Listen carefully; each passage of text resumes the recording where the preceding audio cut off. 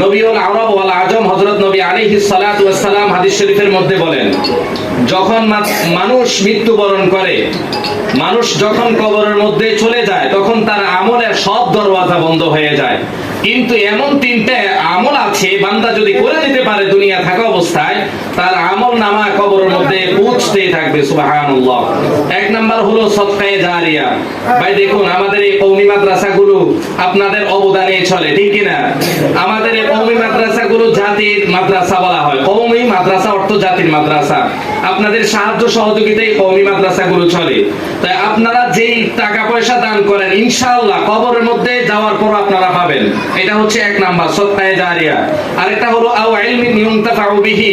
আমরা যারা ইলমে দ্বীন হাসিল করতেছি, শিখতেছি, এটা হচ্ছে ইলমে উপকারী ইলম।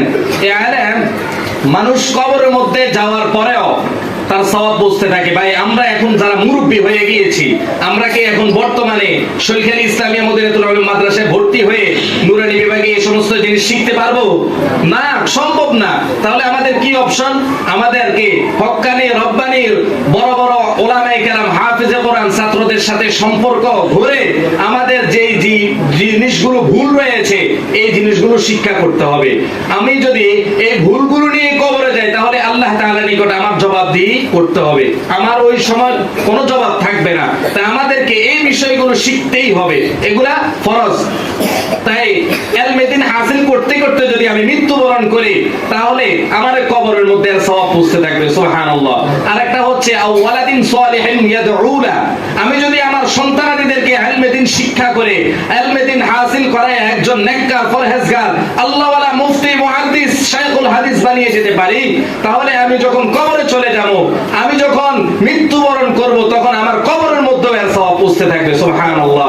তাই আমরা এই সমস্ত নুরানি মাদ্রাসার মধ্যে আমাদের সন্তানাদিদেরকে ভর্তি করার দরকার আছে না নাই? অবশ্যই আছে।